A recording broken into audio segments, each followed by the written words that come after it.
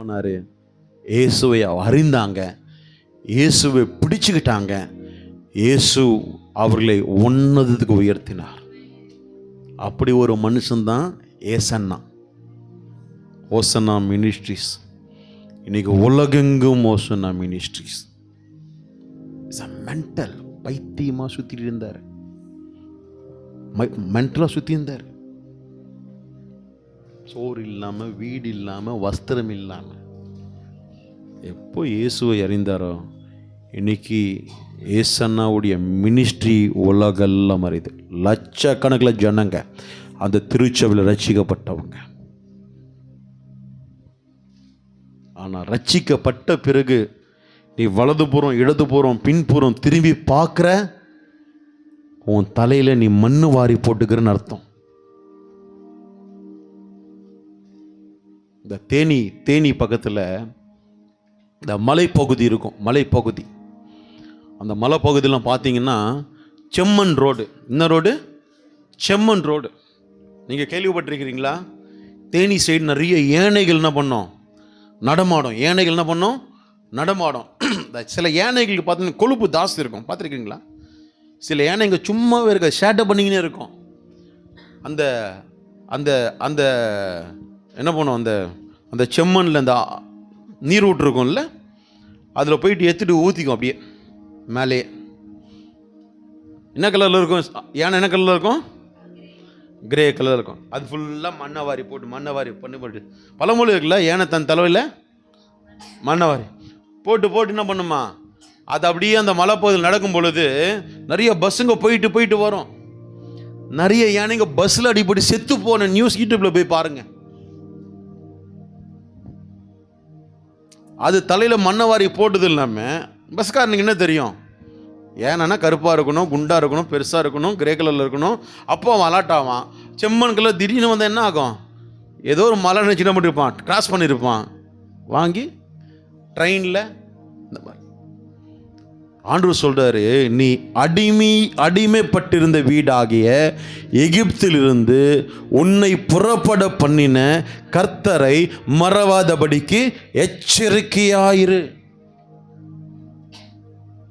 உன்னை ரட்சித்த பிறகு உன் ரட்சிப்பின் வாழ்க்கையை கவனமாய் கட்டிக்கொள்வதற்கு எச்சரிக்கையாயிரு.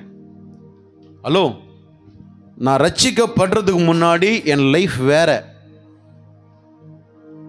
ரட்சிக்கப்படுறதுக்கு முன்னாடி நான் ஒரு மர்டர் பண்ணிட்டேன், பல பேருடைய வாழ்க்கையை கெடுத்துட்டேன், நான் பல போதை அடிமைத்தனத்தில் இருந்துட்டேன், நான் பல திருட்டு வழக்கில் இருக்கு. ஏன் உங்களை பெத்த அம்மா அப்பாவை இவன் செத்தா நல்லா இருக்கும் அப்படின்ற நிலைமைக்கு வந்துட்டாங்கன்னா அந்த வாழ்க்கை எப்படிப்பட்ட வாழ்க்கை? அது வாழ்க்கை. ஆனால் நீ இயேசுவை அறிஞ்சிட்டேன்னு வச்சுங்களேன், அது எல்லாவற்றிலிருந்து விடுதலை கொடுத்து ஒரு புதிய வாழ்க்கை கொடுக்கிறது இயேசு. அதுதான் ரட்சிப்பு. சொல்லுங்க, புதிய வாழ்க்கை அதுதான் ரட்சிப்பு, அதுதான் இயேசு. ஆனால் ரட்சிக்கப்பட்ட பிறகு ஆண்டவர் தான் சொல்றார், நீ மறக்கக்கூடாது. உன் அடிமைத்தனமாக எகிப்தில் உன்னை கொண்டு வந்துட்டேன், உன்னை கானானுக்குள்ளே சேர்க்க போகிறேன், உன்னை ஆசீர்வாதத்துக்குள்ளே சேர்க்க போகிறேன். அந்த சேர வரைக்கும் சரி, சேர்ந்த பிறகும் சரி, உன் தேவனை மறவாதபடிக்கு எச்சரிக்கையாக இரு அப்படின்னு எச்சரித்து சொல்கிறாரு. உபாகமம் 4:23 எங்கெங்கே எச்சரிக்கையாக இருக்கணுமா? ஒன்று சொல்கிறாரு, உங்கள் தேவனாகிய கர்த்தர் வேண்டாம் என்று விலக்கின எவ்வித சாயலான விக்கிர ஆராதத்தையும் உங்களுக்கு உண்டாகாதபடி எச்சரிக்கையாய் இரு. முதல் எச்சரிக்கை எங்கேயா?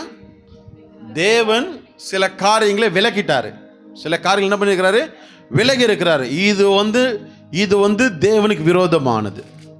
இன்னைக்கு சொல்றேன், ரட்சிக்கப்பட்ட பிறகு நம்முடைய வாழ்க்கை ஆசீர்வாதமாக இருக்கணும், ஆனந்தமாக இருக்கணும், கனமாக இருக்கணும், சமாதானமாக இருக்கணும், சந்தோஷமாக இருக்கணும், மகிழ்ச்சியாக இருக்கணும், ஜெயமுள்ளதாக இருக்கணும். இதுதான் ரட்சிக்கப்பட்ட பிறகு நம்முடைய வாழ்க்கை இருக்க வேண்டிய வித்தியாசம்.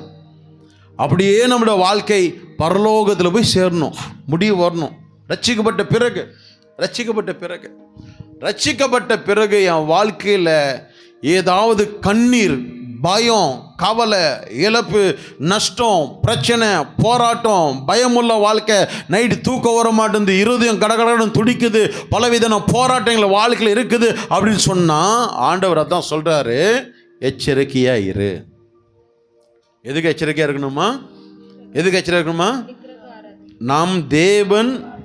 நம் தேவன் வேண்டாம் என்று விலக்கின எவ்வித சாயலான விக்கிர ஆராதத்தையும் உங்களுக்கு உண்டாகாதபடி எச்சரிக்கையாயிரு. நிறைய பேருக்கு துணிகரம், நிறைய பேர் துணிகரம் ஈஸியாக என்ன பண்ணுவாங்க, மனுஷங்களுக்காக என்ன பண்ணுவாங்க, விக்கிரம் இந்த காரம் இல்லை. இது எவ்வளோ பெரிய பின்விளைவு வரும் தெரியுமா? அதை யோசிக்க மாட்டாங்க. அதை என்ன பண்ண மாட்டாங்க? யோசிக்க மாட்டாங்க. வேதம் சொல்லுது, 2வது யோசுவா எழுதின புஸ்தகம் 23:11. யோசுவா புஸ்தகம், உங்கள் தேவனாகிய கர்த்தரின் அன்பு கூறும்படி உங்கள் ஆத்துமாக்களை குறித்து மிகவும் எச்சரிக்கையாய் இருங்கள். 2வது என்னம்மா பாருங்க, என்னுடைய ஆத்துமா. வேதம் சொல்லுது, உங்கள் தேவனாகிய கர்த்தரின் அன்பு கூறும்படி உங்கள் ஆத்துமாக்களை குறித்து மிகவும் எச்சரிக்கையாய் இருங்கள். யாரை குறித்து? நம்ம ஆத்மாவை குறித்து எச்சரிக்கையா இருக்கணும்.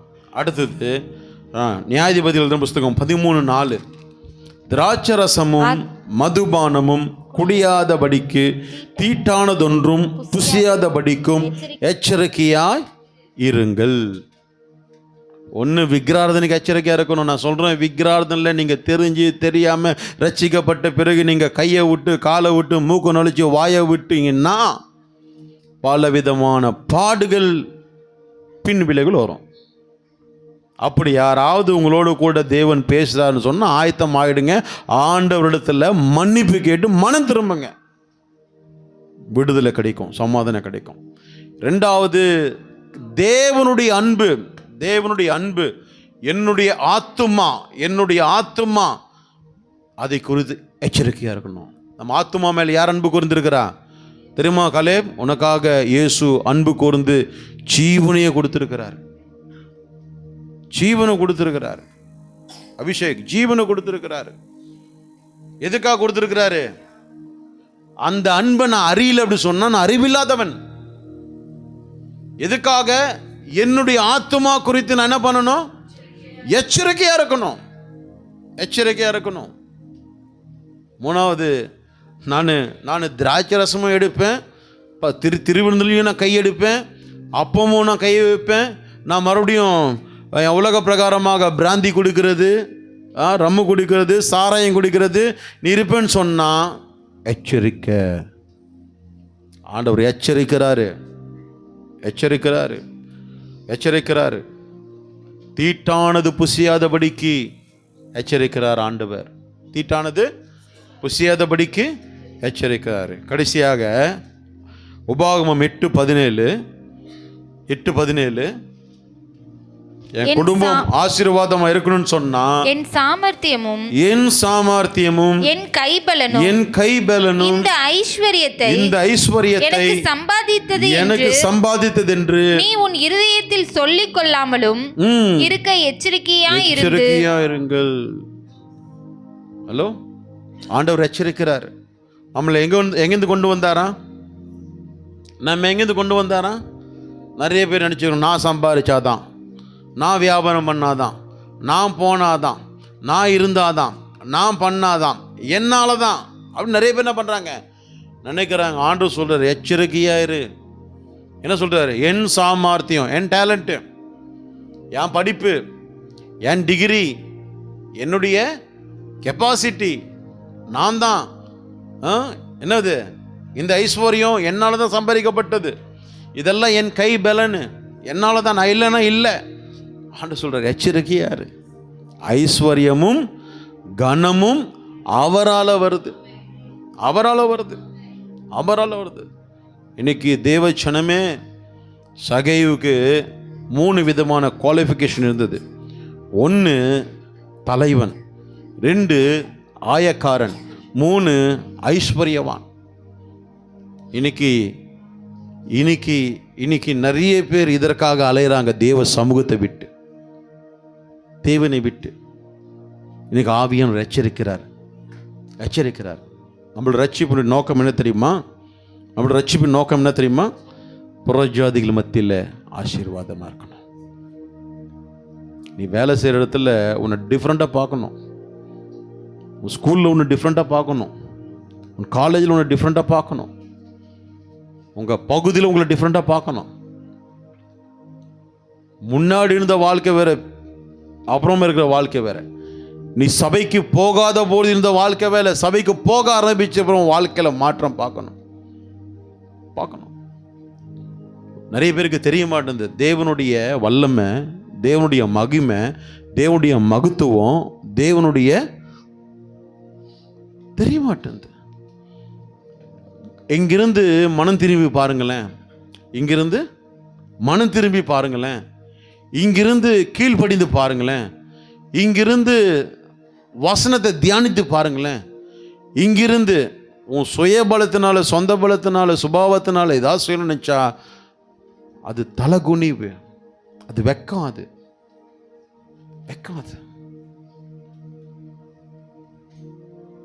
இல்லை. அந்த சகையு தன்னை நிதானித்துட்டான், தன்னை அறிஞ்சிட்டான். என்ன அறிஞ்சான்? ஆயக்காரன், ஐஸ்வர்யவான், தலைவன் பாவின்றாங்க. இவ்வளோ நாள் சகைவன் நினச்சிட்டான், என்னுடைய ஐஸ்வர்யம் தான் என் பேர், என்னுடைய டிசிக்னேஷன் தான் என் பேர், இந்த தலைவன் தான் என் பேர் அப்படின்னு ரொம்ப பெருமையாக நடிச்சிட்டான்.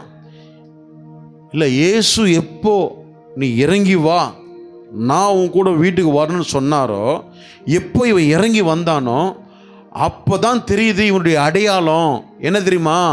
இவன் ஐஸ்வர்யவான் அல்ல, இவன் தலைவன் அல்ல, இவன் ஆயக்காரன் அல்ல, இவன் பாவி. கிறிஸ்துவர்கள் ஒரு குணம் வேணுங்க, ஒரு குணம் வேணும். என்ன தெரியுமா குணம்? ஆவியானவர். எத்தனை பேர் நீங்கள் உணர்றீங்க? ஆவியானவங்க பேசுகிறாங்க, எத்தனை பேர் உணர்றீங்க? அம்மா, உங்களுக்கு புரியுதுங்க? ஆவியானவர் பேசுகிற புரியுதா? கலை புரியுதா? ஆவியான இங்கேருந்து பேசுகிற வார்த்தைகள் என்னுடைய வார்த்தைகளா, தேவனுடைய வார்த்தைகளா? அது புரியுதா? அது புரிஞ்சால் உங்களோட வாழ்க்கை வேற மாதிரி இருக்கும். ஆக்சுவலி அதை புரிஞ்சிட்டிங்க அப்படின்னு சொன்னால் your life will be extraordinary. உங்கள் லைஃப் வேற லெவலில் இருக்கும். இன்னைக்கு நிறைய பேர் அது புரியுதுக்க தெரியலையா, புரிந்தும் புரியாமல் இருக்கிறாங்களா அப்படின்னு தெரியல. ஒரு மாய்மலமான ஒரு கிறிஸ்துவ வாழ்க்கை தங்களுக்குள்ளே இருக்குது. ஒரு மாயமான கிறிஸ்துவ வாழ்க்கை. ஒரு தேவ மனுஷன் வாயிலிருந்து புறப்பட்டு வருகிறது தேவனுடைய வார்த்தை என்கின்ற ஒரு விசுவாசமும் நம்பிக்கையும் உணர்வும் ஒரு விசுவாசிகள் இருக்குன்னு சொன்னால் அவங்க life will be change extraordinary. நேற்று நாங்கள்லாம் ஒரு மீட்டிங் போயிருந்தோம். நம்ம August 15 போனோம் இல்லையா? அந்த ஊழியக்காரில் ஒரு தேங்க்ஸ் கிவிங் மீட்டிங் நாங்கள் நேற்று எல்லாம் கலந்தோம். அதுக்கு மறுநாள் நான் ஒரு திருச்சபைக்கு போயிருந்தேன். பாபு ஜோசப், நான், ஆண்ட்ரூ, அப்புறம் ஜான், அந்த ஊழியக்காரர் நேற்று வந்திருந்தார். நேற்று என்ன பார்த்தோன்னு சொல்கிறார், பாஸ்டர் இன்னைக்கு வரைக்கும் உங்களை பற்றி தான் பாஸ்டர் பேசிகிட்டு இருக்கோம் நாங்கள் எல்லாருமே. இன்னைக்கு வரைக்கும் தினமும் உங்களை பற்றி பேசாமல் இல்லை பாஸ்டர். மறுபடியும் எப்போ பாஸ்டர் வருவார், அங்கே போயிட்டு நீங்கள் ஆசீர்வாதமாக இருப்பீங்க, நீங்கள் வாழாக்காமல் தலையாவீங்க, நீங்கள் மேன்மையாக இருப்பீங்க, உங்களை தான் ஆசீர்வதிக்கிறார் ஆண்டவர். இதெல்லாம் நான் பேசுகிறேன், நீங்கள் லைவில் போட்டிருக்கேன், போய் பாருங்கள் என்ன பேசியிருக்கேன். ஆவியானவர் they literally cried. அவங்க இருதயம் உடைக்கப்பட்டு, அவங்க கண்ணீர் விட்டு, அவங்க அழுது, அவங்க புலம்பி, அவங்க தாழ்த்தி தாங்கள் கட்டி கொண்டார்கள். இந்த திருச்சி லைவ்ல இருக்க போய் பாருங்க. அவர் சொல்றாரு, பாஸ்டர் இன்னைக்கு வரைக்கும் பேசுறாங்க, ஆவியான ரம்சார் எங்களை. அவர் ஆலோசனையை சொல்லி முடி